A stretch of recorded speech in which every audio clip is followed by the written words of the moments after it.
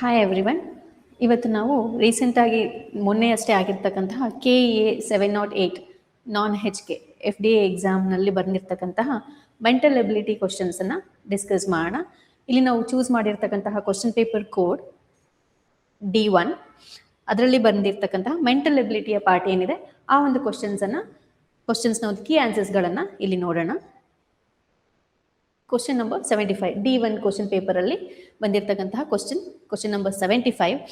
ಇಲ್ಲಿ the simple interest occurred on on amount of 4,000 at the end of 2 years is 800.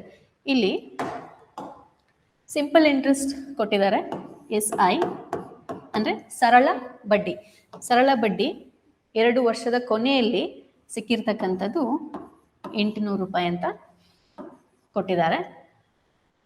Principal amount ಅಂದರೆ ಮೊದಲು ಸ್ಟಾರ್ಟಿಂಗಲ್ಲಿ ಹಾಕಿರ್ತಕ್ಕಂಥ deposit ಮಾಡಿರ್ತಕ್ಕಂತಹ ಮೊತ್ತ ಅದು 4,000 ರೂಪಾಯಿ, 4,000 rupees ಅಂತ ಕೊಟ್ಟಿದ್ದಾರೆ. What would be the compound interest occurred on the same amount at the same rate in the same period. So simple interest ಕೊಟ್ಟಿದ್ದಾರೆ, ರೇಟ್ ಇನ್ನು ಕೊಟ್ಟಿಲ್ಲ. ಅವ್ರು ಕೇಳಿರೋದು ಕಾಂಪೌಂಡ್ ಇಂಟ್ರೆಸ್ಟ್ ಅಂದರೆ ಚಕ್ರ ಬಡ್ಡಿ ಎಷ್ಟು ಅಂತ ಕೇಳಿದ್ದಾರೆ.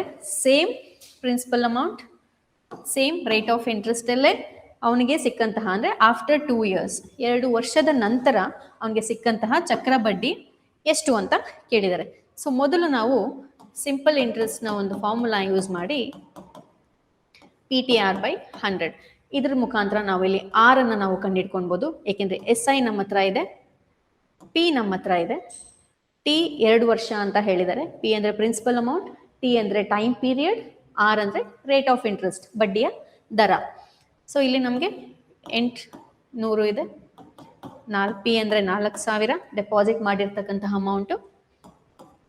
T ಅಂತ ಹೇಳಿದ್ರೆ ಇಲ್ಲಿ 2 years, R ನಮಗೆ ಗೊತ್ತಿಲ್ಲ, ಡಿವೈಡೆಡ್ ಬೈ 100. ಸೊ ಇಲ್ಲಿ ನಮಗೆ ಆರ್ನ ವ್ಯಾಲ್ಯೂ 4 2s are 8,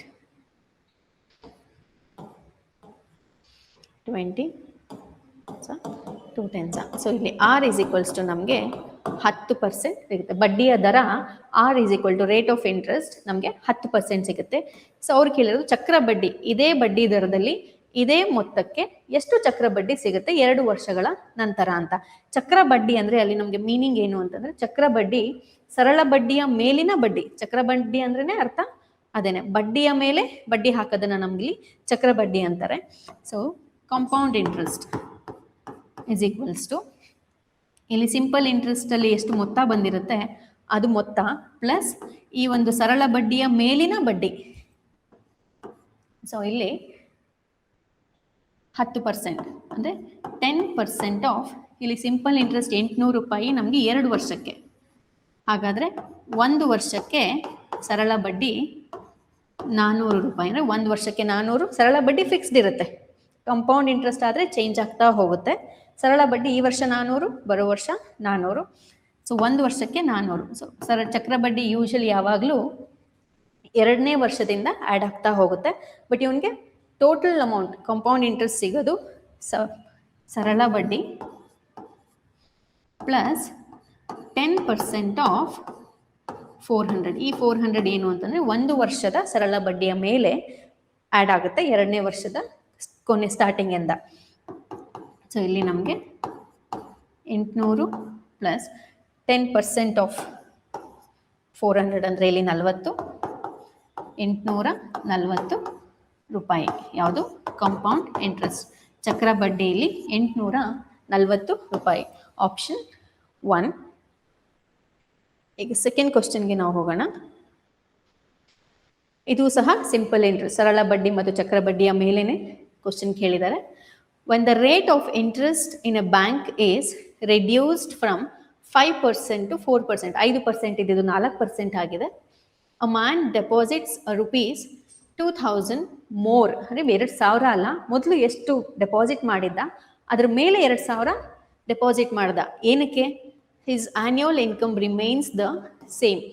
ಇಲ್ಲಿ ಆನ್ಯುವಲ್ ಇನ್ಕಮ್ ಅಂತಂದ್ರೆ ಅಲ್ಲಿ ಇಂಟ್ರೆಸ್ಟ್ ಆಗುತ್ತೆ. ಸೊ ನಾವೀಗ ಬ್ಯಾಂಕಲ್ಲಿ ನಾವೇನೋ ಡೆಪಾಸಿಟ್ ಮಾಡ್ತೀವಿ, ಫಿಕ್ಸ್ಡ್ ಡೆಪಾಸಿಟ್ ಮಾಡ್ತೀವಿ ಅಂದ್ರೆ ಇಂಟ್ರೆಸ್ಟ್ ಬರುತ್ತೆ ಅಂತ, ಆ ಬರುವಂತ ಇಂಟ್ರೆಸ್ಟ್ ನಮಗೆ ಇನ್ಕಮ್ ಆಗಿರುತ್ತೆ. Remains same. The original deposit is, original deposit ಅಂದ್ರೆ ಈ 2000 ಮಾಡೋದಕ್ಕೆ ಮುಂಚೆ ಅವನು ಎಷ್ಟೋ ಒಂದು ಮೊತ್ತ ಡೆಪಾಸಿಟ್ ಮಾಡಿದ್ನಲ್ಲ ಅದು ಎಷ್ಟು ಅಂತ ಕೇಳಿದ್ದಾರೆ. ಸೊ ಈಗ ರೇಟು 5% ಇದ್ದಿದ್ದು ಏನಾಯಿತು 4% ಆಯಿತು. ಅಂದರೆ ಅವನಿಗೆ ಮೊದಲು ಎಷ್ಟು ಬರ್ತಾ ಇತ್ತು ಇಂಟ್ರೆಸ್ಟ್ ಇನ್ಕಮ್ 4% ಮಾಡಿದಾಗ ಸ್ವಲ್ಪ ಕಡಿಮೆ ಆಗೋಯ್ತು. ಅದಕ್ಕೆ ಅವನು ಏನು ಮಾಡ್ದ, ನನಗೆ ಇವತ್ತು ಎಷ್ಟು ಬರ್ತಿದೆ 4% ಆದರೂ ನನಗೆ ಅಷ್ಟೇ ಬರಬೇಕು, ಅದಕ್ಕೆ ನಾನು ಏನು ಮಾಡ್ತೀನಿ ಡೆಪಾಸಿಟ್ನ ಜಾಸ್ತಿ ಮಾಡ್ತೀನಿ. ಅಂದರೆ ಎಷ್ಟು ಡೆಪಾಸಿಟ್ 2000 ರೂಪೀಸ್, 2000 ರೂಪಾಯಿನ ಜಾಸ್ತಿ ಮಾಡ್ತೀನಿ ಅಂತ ಹೇಳಿ ಮಾಡ್ದ. ಇದು ನಿಮ್ಮ ಕ್ವಶನ್ನ ಅರ್ಥ. ಸೊ ಇಲ್ಲಿ simple interest is equals to PTR/100 ಅಲ್ವಾ. ಇಲ್ಲಿ ಇನ್ಕಮ್ ಸೇಮ್ ಇದೆ, ಅವನಿಗೆ 5% ಇದ್ದಾಗ ಎಷ್ಟು ಇನ್ಕಮ್ ಬರ್ತಿತ್ತು 4% ಆದಾಗಲೂ ಅಷ್ಟೇ ಇನ್ಕಮ್ ಬರಬೇಕು ಅಂತ ಹೇಳಿದಾನೆ. ಸೊ ಇನ್ಕಮ್ ಎರಡೂ ಸೇಮ್ ಇರೋದ್ರಿಂದ ನಾವಿಲ್ಲಿ ಇನ್ನೆರಡನ್ನು ನಾವು ಸೇಮ್ ಅಂತ ಈಕ್ವೇಟ್ ಮಾಡ್ಕೋಬಹುದು. ಇದು ಫಸ್ಟ್ ಕೇಸಲ್ಲಿ 5% ಇರೋ ಕೇಸಲ್ಲಿ, ಇದು 4% ಇರೋ ಕೇಸಲ್ಲಿ. ಸೊ ಎರಡೂ ಕೇಸಸ್ಸಲ್ಲೂ SI is equals to same. ಎರಡೂ ಕೇಸಸ್ಸಲ್ಲೂ this SI is equals to this SI, ಅಂದರೆ this income is equals to this income. ಎರಡು ಇನ್ಕಮ್ ಸೇಮ್ ಆಗಿರುತ್ತೆ. ಸೊ ಹಾಗಿರುವಾಗ ನಾವು left hand side SI is equals to PTR/100 ಅಂತ ಏನು ಹೇಳ್ತೀವಿ, ಈ ಒಂದು ಪಾರ್ಟನ್ನು ನಾವು ಈಕ್ವಲ್ ಅಂತ ಮಾಡ್ಕೊಬೋದು, ಈಕ್ವೇಟ್ ಮಾಡ್ಕೊಬೋದು. ಸೊ ಇಲ್ಲಿ ಏನಾಗುತ್ತೆ PTR/100 term is same. So ಹಾಗಾಗಿ T ಸೇಮ್ ಇರೋದ್ರಿಂದ ಕ್ಯಾನ್ಸಲ್ ಆಗುತ್ತೆ. ಓಕೆ, ನೆಕ್ಸ್ಟ್ R100 ಮತ್ತೆ ಕ್ಯಾನ್ಸಲ್ ಆಗುತ್ತೆ. ಇನ್ನು ಉಳಿತಕ್ಕಂಥದ್ದು ನಮಗಿಲ್ಲಿ P1 R1 P2 R2 ಇವೆರಡೇ ಉಳಿಯೋದು. ಇಲ್ಲಿ P1 ಅಂತಂದರೆ ಡೆಪಾಸಿಟ್ ನಮಗೆ ಗೊತ್ತಿಲ್ಲ ಎಷ್ಟು ಅಂತ, ಆದರೆ ರೇಟ್ ನಮಗೆ ಗೊತ್ತಿದೆ. ಫಸ್ಟ್ 5% ಇತ್ತು. ನೆಕ್ಸ್ಟ್ ಅವನು ಏನು ಮಾಡ್ದ, ಈ ಹೆಕ್ಸ್ ಹಳೆ ಡೆಪಾಸಿಟ್ ಜೊತೆ 2000 ರೂಪಾಯಿನ ಆ್ಯಡ್ ಮಾಡ್ದ. ರೇಟು ಯಾವಾಗ 4% ಆದಾಗ. ಈಗ ನಾವು ಎಕ್ಸ್ಗೆ ನಾವು ವ್ಯಾಲ್ಯೂನ ಕಂಡಿಡ್ಕೊಂಡ್ರೆ 5x is equals to ಈ ಪರ್ಸೆಂಟ್ ಎರಡು ಸೈಡ್ ಕ್ಯಾನ್ಸಲ್ ಆಗುತ್ತೆ. 4x plus 8000. ಈ 4x ಈ ಕಡೆ ಬಂದರೆ x ಆಗುತ್ತೆ is equals to 8000 rupees. 4x ಈ ಕಡೆ ಬಂದಾಗ -4x ಆಗುತ್ತೆ. 5x minus 4x ನಮಗೆ x ಉಳ್ಕೊಳ್ಳುತ್ತೆ. x is equals to 8000. So ನಾವು ಅಸ್ಯೂಮ್ ಮಾಡಿರೋದು ಎಕ್ಸನ್ನು ಇನಿಷಿಯಲ್ ಡೆಪಾಸಿಟ್ 5% ಇಂಟ್ರೆಸ್ಟ್ ಇದ್ದಾಗ ಎಷ್ಟು ಡೆಪಾಸಿಟ್ ಮಾಡಿದ್ದ ಅಷ್ಟನ್ನು ನಾವಿಲ್ಲಿ ಅಸ್ಯೂಮ್ ಮಾಡ್ಕೊಂಡಿದ್ದೀವಿ. So x is equals to 8000. So first ಅವನು ಡೆಪಾಸಿಟ್ ಮಾಡಿರ್ತಕ್ಕಂತಹ ಮೊತ್ತ 8000. ಸೊ ನಂತರ ಇನ್ಕಮ್ನ ಈಕ್ವಲ್ ಮಾಡೋದಕ್ಕೆ ಅವನು 2000 ಎಕ್ಸ್ಟ್ರಾ ಮಾಡಿಕೊಂಡ. ನೆಕ್ಸ್ಟ್ ಕ್ವಶನ್,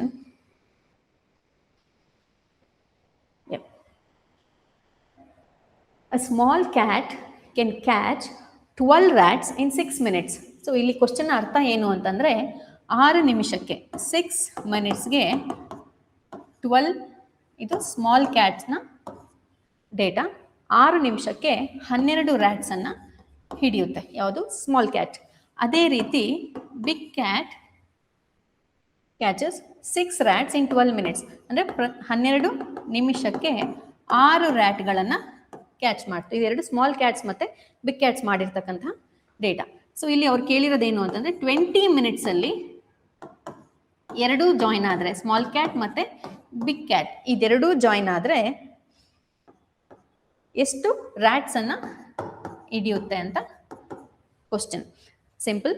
ಈಗ ನಾವೇನು ಮಾಡಬೇಕಾಗಿದೆ, 6 ನಿಮಿಷಕ್ಕೆ ಮತ್ತು 12 ನಿಮಿಷಕ್ಕೆ ಕೇಳಿರೋದ್ರಿಂದ 1 ನಿಮಿಷಕ್ಕೆ ಎಷ್ಟು ಕ್ಯಾಟನ್ನು ಹಿಡಿಯುತ್ತೆ ಅಂತ ನಾವಿಲ್ಲಿ ಕಂಡುಹಿಡ್ಕೊಳ್ಬೇಕಾಗುತ್ತೆ. ಸೊ ಸ್ಮಾಲ್ ಕ್ಯಾಟು ಇನ್ 1 ಮಿನಿಟ್, 1 ಮಿನಿಟ್ಗೆ ಎಷ್ಟು ರ್ಯಾಟ್ಸ್ ಅಂತ ನಾವಿಲ್ಲಿ ಕಂಡುಹಿಡ್ಕೊಬೇಕಾಗತ್ತೆ. ಅದು 12/6 ಆಗುತ್ತೆ. 2 ರ್ಯಾಟ್ಸ್ ಪರ್ ಮಿನಿಟ್. ಸೊ ಪ್ರತಿ ನಿಮಿಷಕ್ಕೆ 2 ರ್ಯಾಟ್ಗಳನ್ನು ಕ್ಯಾಚ್ ಮಾಡುತ್ತೆ ಯಾವುದು, ಸ್ಮಾಲ್ ಕ್ಯಾಟ್. ಬಿಗ್ ಕ್ಯಾಟ್ ಇನ್ 1 ಮಿನಿಟ್. ಸೊ 1 ನಿಮಿಷಕ್ಕೆ ಬಿಗ್ ಕ್ಯಾಟ್ ಎಷ್ಟು ರ್ಯಾಟ್ಸನ್ನು ಕ್ಯಾಚ್ ಮಾಡುತ್ತೆ ಅಂತ ನಾವಿಲ್ಲಿ ನೋಡಬೇಕಾಗುತ್ತೆ. ಅದು ಸೊ ಇಲ್ಲಿ 12 ಮಿನಿಟ್ಸ್ಗೆ 6 ರ್ಯಾಟ್ಸ್ ಆಗಿರೋದ್ರಿಂದ 6 divided by 12 rats per minute ಆಗುತ್ತೆ. ಸೊ ಇದು ನಮಗೆ 0.5 ರ್ಯಾಟ್ಸ್ ಪರ್ ಮಿನಿಟ್. ಸೊ ಪ್ರತಿ ನಿಮಿಷಕ್ಕೆ ಬಿಗ್ ಕ್ಯಾಟ್ ಅನ್ನೋದು ಅರ್ಧ ರ್ಯಾಟ್ ಅನ್ನ ಹಿಡಿಯುತ್ತೆ ಅಂತ. ಈಗ ನಾವು ಅವರಿಬ್ರು ಸೇರಿ ಕ್ಯಾಚ್ ಮಾಡಿದಾಗ ಅಂತ ಹೇಳಿದ್ದಾರೆ, small cat plus big cat. So ಇಬ್ರು ಸೇರಿದಾಗ ಇನ್ 1 ಮಿನಿಟ್ಗೆ ಎಷ್ಟು ರ್ಯಾಟ್ಸ್ ಅನ್ನ ಕ್ಯಾಚ್ ಮಾಡುತ್ತೆ ಅಂತ ಕೇಳಿದ್ದಾರೆ. ಸೊ ಸ್ಮಾಲ್ ಕ್ಯಾಟ್ 1 ನಿಮಿಷಕ್ಕೆ 2 ರ್ಯಾಟ್ಸು, ಬಿಗ್ ಕ್ಯಾಟ್ಸ್ 1 ನಿಮಿಷಕ್ಕೆ ಅರ್ಧ ರ್ಯಾಟ್. ಸೊ ಎರಡೂ ಸೇರಿದಾಗ ಅಲ್ಲಿ ಏನಾಗುತ್ತೆ 2.5 ರ್ಯಾಟ್ಸ್ ಪರ್ ಮಿನಿಟ್. ಸೊ ಪ್ರತಿ ನಿಮಿಷಕ್ಕೆ 2.5 ರ್ಯಾಟ್ಸ್ ಅನ್ನ ಹಿಡಿಯುತ್ತೆ ಇವೆರಡೂ ಸೇರಿ. ಈಗ ಅವ್ರು ಕೇಳಿರೋ ಕ್ವಶನ್ 20 ನಿಮಿಷಕ್ಕೆ ಎಷ್ಟು ರ್ಯಾಟ್ಸ್ ಅಂತ ಕೇಳಿದ್ದಾರೆ. ಸೊ 20 ಇಂಟು 2.5 ನಾವು ಮಾಡಿದಾಗ ನಮಗೆ ಸಿಗುವಂತಹ ಉತ್ತರ 50 ರ್ಯಾಟ್ಸ್. ಸೊ 20 ನಿಮಿಷಕ್ಕೆ ಸ್ಮಾಲ್ ಕ್ಯಾಟ್ಸ್ ಬಿಗ್ ಕ್ಯಾಟ್ಸ್ ಇಬ್ರು ಜಾಯಿನ್ ಆದಾಗ ಹಿಡಿಯೋದು 50 rats in 20 minutes. So answer is 3. Option 3 is your answer, 50. Next question, ಇಲ್ಲಿ ರೀಸನಿಂಗ್ ಕ್ವಶನ್ ಅನ್ನು ಆ್ಯಡ್ ಮಾಡಿದ್ದಾರೆ, ನ್ಯೂಮರಿಕಲ್ ಅಲ್ಲ, ಸಿಂಪಲ್. ರೋಹಿತ್ ಅನ್ನ SQKMY ಅಂತ ಕೋಡ್ ಮಾಡಲಾಗಿದೆ. ಅದೇ ರೀತಿ ವಿರಾಟ್ ಈ ಒಂದು ವರ್ಡ್ ಅನ್ನ ಯಾವ ರೀತಿ ಕೋಡ್ ಮಾಡ್ಬೋದು ಅಂತ ಕೇಳಿದ್ದಾರೆ. ಸೊ ಇಲ್ಲಿ ನಾವು ಇದೇ ಪ್ಯಾಟರ್ನ್ ಇಲ್ಲೂ ಸಹ ಫಾಲೋ ಆಗುತ್ತೆ. ಕೋಡಿಂಗ್ ಡಿಕೋಡಿಂಗ್ ಅಲ್ಲಿ ನಿಮ್ಗೆ ಗೊತ್ತಿದೆ. ಸೊ ಆರ್ ಏನಾಗಿದೆ ಎಸ್ ಆಗಿದೆ, ಅಂದ್ರೆ 1 ಲೆಟರ್ ಜಂಪ್ ಆಗಿದೆ ನೆಕ್ಸ್ಟ್ ಲೆಟರ್ಗೆ. ಓ ಪಿ ಬಿಟ್ಟು ಕ್ಯೂಬ್ ಬಂದಿದೆ, ಅಂದ್ರೆ ಪಿ ಕ್ಯೂ 2 ಲೆಟರ್ಸ್ನ ಜಂಪ್ ಆಗಿದೆ. ಹೆಚ್ ಐ ಜೆ ಕೆ ಅಂದ್ರೆ 3 ಲೆಟರ್ಸ್ ಅನ್ನ ಜಂಪ್ ಆಗಿದೆ. +1 ಅಂದ್ರೆ ಫಾರ್ವರ್ಡ್ ಜಂಪ್ ಆಗಿದೆ. +1 +2 +3. ಐ ಇದ್ದಿದ್ದು ಜೆ ಕೆ ಎಲ್ ಎಂ ಅಂದ್ರೆ +4 ಲೆಟರ್ಸ್ ಅನ್ನ ಜಂಪ್ ಆಗಿದೆ. ಟಿ ಇದ್ದಿದ್ದು ವೈ ಆಗಿದೆ. ಸೊ ಇಲ್ಲಿ ನಾವು ನೋಡ್ಬೋದು 5 letters U V W X Y. So 5 letters ನ ಜಂಪ್ ಆಗಿ ಲೆಟರ್ ಸೇಮ್ ಪ್ಯಾಟರ್ನ್ ನಾವು ಇಲ್ಲಿ ಫಾಲೋ ಮಾಡೋದಾದ್ರೆ ವಿ ಇದ್ದಿದ್ದು ಡಬ್ಲ್ಯೂ. ಸೊ ಎಲ್ಲ ಆಪ್ಷನ್ಸ್ ಅಲ್ಲೂ ನಮಗೆ ಡಬ್ಲ್ಯೂ ಇರೋದ್ರಿಂದ ನೆಕ್ಸ್ಟ್ ಅನ್ನು ನಾವು ನೋಡ್ಬೇಕಾಗತ್ತೆ. +1 ಇಲ್ಲಿ +2. ಐ ಇದ್ದಿದ್ದು ಜೆ ಅಲ್ಲ, ಸೊ ಕೆ ಆಗುತ್ತೆ. ಸೊ ಕೆ ಇರೋದೇ ಇವೆರಡು ಆಪ್ಷನ್ಸ್ ಅಲ್ಲಿ. 1 ಮತ್ತೆ 4 ಅನ್ನ ನಾವು ಇಲ್ಲಿ ಎಲಿಮಿನೇಟ್ ಮಾಡ್ಬೋದು. ಆರ್ ಇಂದ +3, ಆರ್ ಇಂದ ಎಸ್ ಟಿ ಯು. ಸೊ ಯುಗೆ ಸ್ಟಾಪ್ ಆಗುತ್ತೆ. +3 ಅಂತಂದ್ರೆ ಡಬ್ಲ್ಯೂ ಕೆ ಯು. ಸೊ ನಮ್ಗೆ ಇಲ್ಲಿ ಡಬ್ಲ್ಯೂ ಕೆ ಯು ಇರೋದೇ ಈ ಒಂದು ಆಪ್ಷನ್ ಅಲ್ಲಿ. ಇನ್ನು ಉಳಿದಿದ್ದು ನಾವು ನೋಡಿ ಟೈಮ್ ವೇಸ್ಟ್ ಮಾಡುವಂತ ಅವಶ್ಯಕತೆ ಇಲ್ಲ. ಸೊ ಆಪ್ಷನ್ 3ನ ನಾವು ಹಾಗೆ ಕ್ಲಿಕ್ ಮಾಡ್ಬೋದು. ವೆರಿಫಿಕೇಶನ್ಗೆ ನಾವಿಲ್ಲಿ ನೋಡೋಣ. ಸೊ ಎ ಇಂದ +4 ಅಂದ್ರೆ B C D E. So E ಅಲ್ಲಿ ಎಂಡ್ ಆಗುತ್ತೆ 4th ಲೆಟರ್. ಸೊ ಇ ಇಲ್ಲಿ +4. ಇನ್ನು ಟಿಗೆ +5 ಆಗಿರೋದ್ರಿಂದ U V W X and Y ಅಲ್ಲಿ ಎಂಡ್ ಆಗುತ್ತೆ. ಈ ಆಪ್ಷನ್ ಇರೋದು ನಮಗೆ 3rd. So option 3 is the correct answer. Next ಕ್ವಶನ್ಗೆ ಹೋಗೋಣ.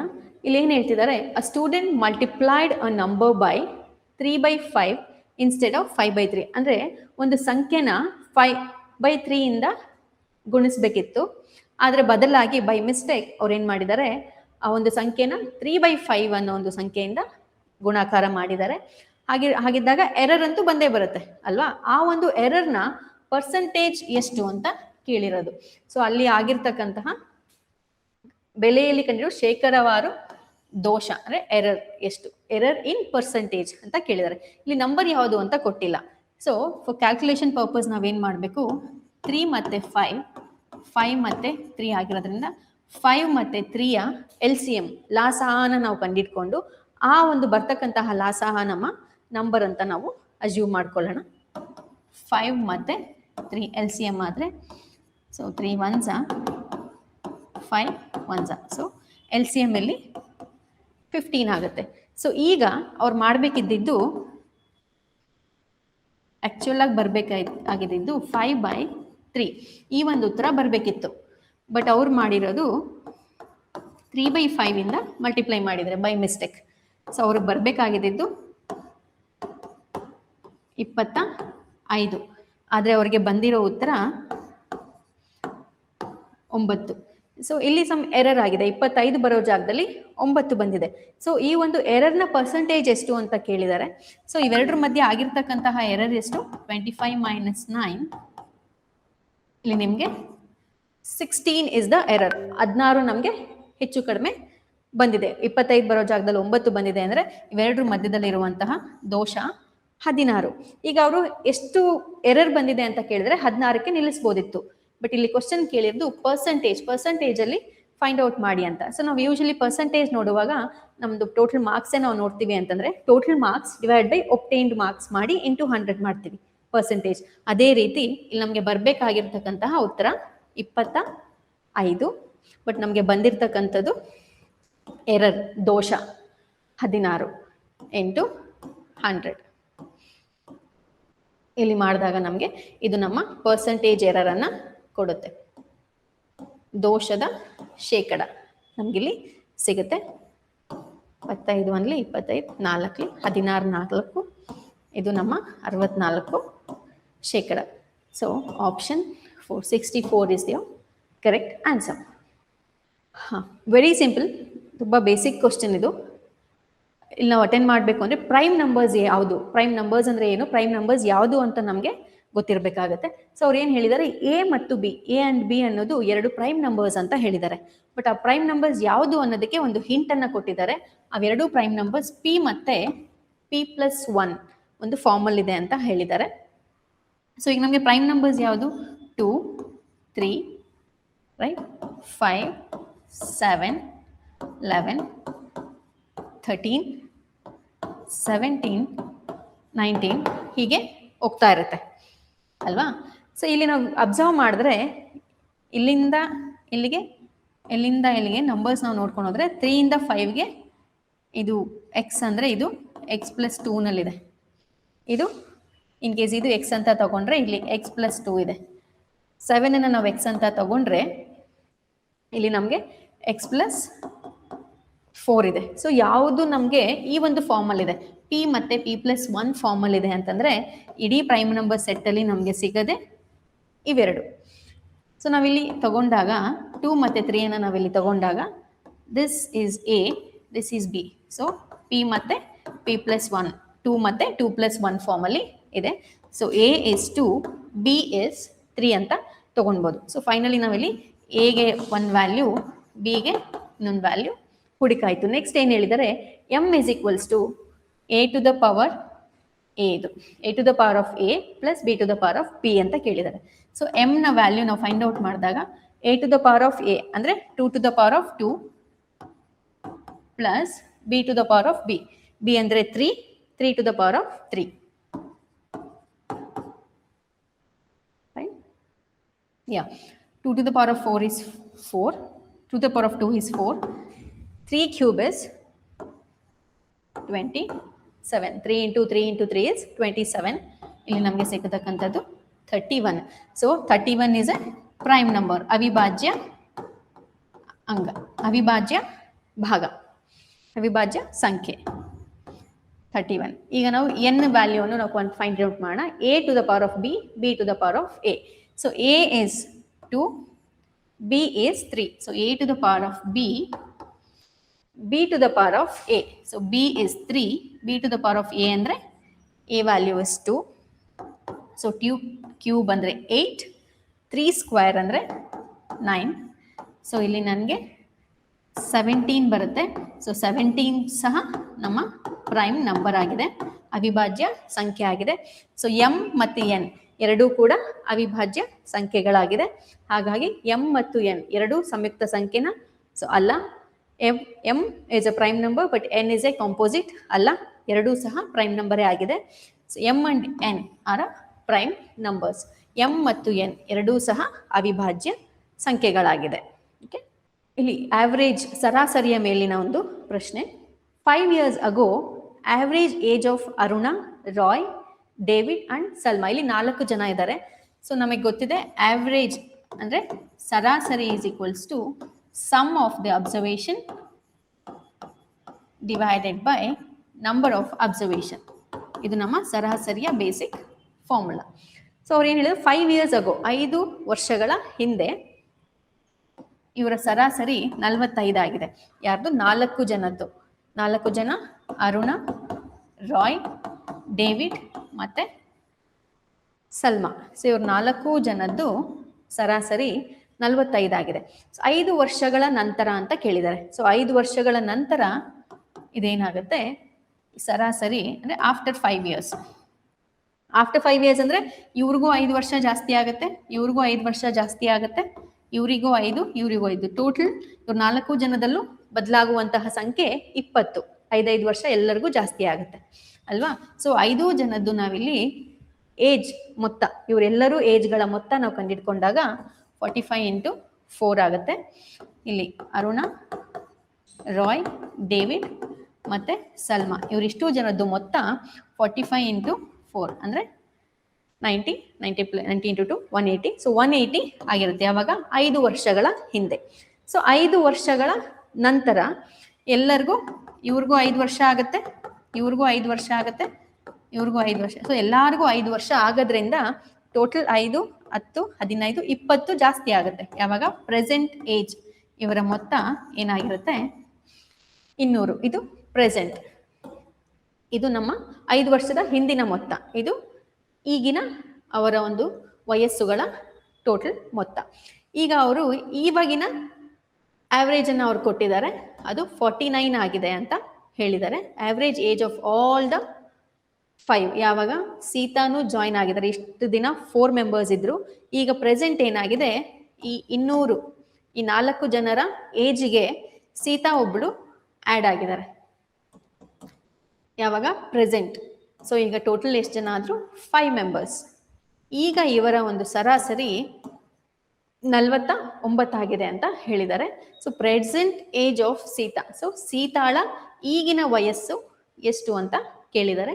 ಸೊ ಸೀತಾ ನಮಗಿಲ್ಲಿ ಅನ್ನೋನ್ ಆಗಿರೋದ್ರಿಂದ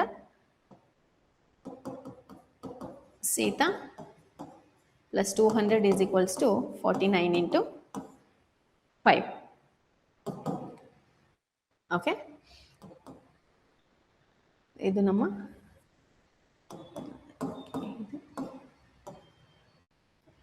245 ಆಗುತ್ತೆ. ಸೊ ಇಲ್ಲಿ Sita is equals to 49 into 5 245. ಈ 200 ಈ ಕಡೆ ಬಂದಾಗ ನಮಗೆ -200 ಆಗುತ್ತೆ. ಸೊ ಸೀತಾಳ ವಯಸ್ಸು, ಈಗಿನ ವಯಸ್ಸು 245 - 200 is 45 years. Option 1 is your correct answer. Next ಕ್ವಶನ್ಗೆ ಹೋಗೋಣ. ಸೊ ಇಲ್ಲಿ what is the approximate value? ಅವರೇ ಕೇಳ್ಬಿಟ್ಟಿದ್ದಾರೆ ಅಂದಾಜು ಬೆಲೆ ಎಷ್ಟು ಅಂತ. ಎಕ್ಸಾಕ್ಟ್ ವ್ಯಾಲ್ಯೂ ಅವರಿಗೆ ಬೇಡ, ಅಂದಾಜು ಬೆಲೆ ಸಾಕು ಅಂತ. ಹಾಗಾಗಿ ಸೊ ಇಲ್ಲಿ ಕೊಟ್ಟಿರ್ತಕ್ಕಂತಹ ಏನಿದೆ 51.99 ಅಂತ ಏನು ಹೇಳಿದ್ದಾರೆ, ಅವ್ರ ಅಂದಾಜು ಅಂತ ಕೇಳಿರೋದ್ರಿಂದ ನಾವಿಲ್ಲಿ ಅದನ್ನ ರೌಂಡ್ ಅಪ್ ಮಾಡ್ಕೊಳ್ಬೋದು. ಸೊ 51.99 ಅನ್ನ 52 ಸ್ಕ್ವೇರ್ ಅಂತ ಮಾಡ್ಕೊಳ್ಬೋದು. ಸೊ ನಿಯರೆಸ್ಟ್ ವ್ಯಾಲ್ಯೂಗೆ ನಾವು ರೌಂಡ್ ಅಪ್ ಮಾಡ್ಕೊಂಡಾಗ ಅಂದಾಜು ಬೆಲೆ ಸಿಗುತ್ತೆ. 28.04 ಆಗಿರೋದ್ರಿಂದ 28ಕ್ಕೆ ನಾವು ನಿಲ್ಲಿಸ್ಕೊಂಡ್ರೆ ಸಾಕು. Divided by X is equals to ಇಲ್ಲಿ 13.11 ಸ್ಕ್ವೇರ್ ಇರೋದ್ರಿಂದ 13 ಸ್ಕ್ವೇರ್ಗೆ ನಾವು ನಿಲ್ಲಿಸ್ಕೊಂಡ್ರೆ ಸಾಕು. 138.99. ಸೊ ಇಲ್ಲಿ 139ಗೆ ನಿಯರೆಸ್ಟ್ ಆಗಿರೋದ್ರಿಂದ 139ಗೆ ನಾವು ಸ್ಟಾಪ್ ಮಾಡಿಕೊಂಡ್ರೆ ಸಾಕು. ಈಗ ನಾವು ಇದು ನೋಡೋದಾದ್ರೆ a square minus b square formal ಇದೆ.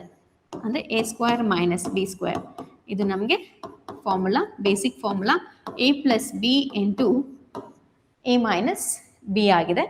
ಸೊ ಈಗ ನಾವು ಅದನ್ನ ಇಲ್ಲಿ ಅಪ್ಲೈ ಮಾಡಿದಾಗ 52 ಪ್ಲಸ್ 28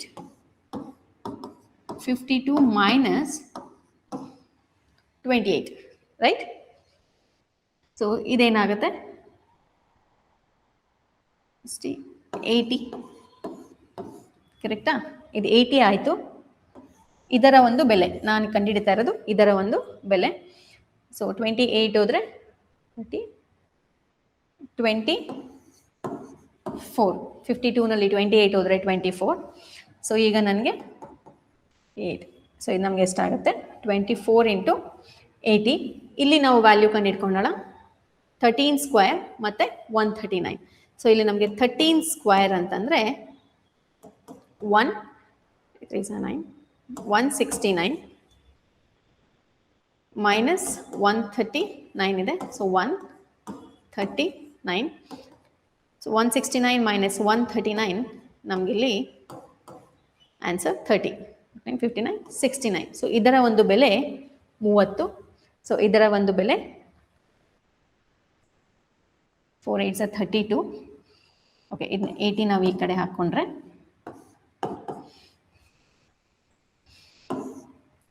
32 8 we carry 16 1820. 1820 ಈ ಕಡೆ ನಮಗೆ ಸಿಗೋದು 1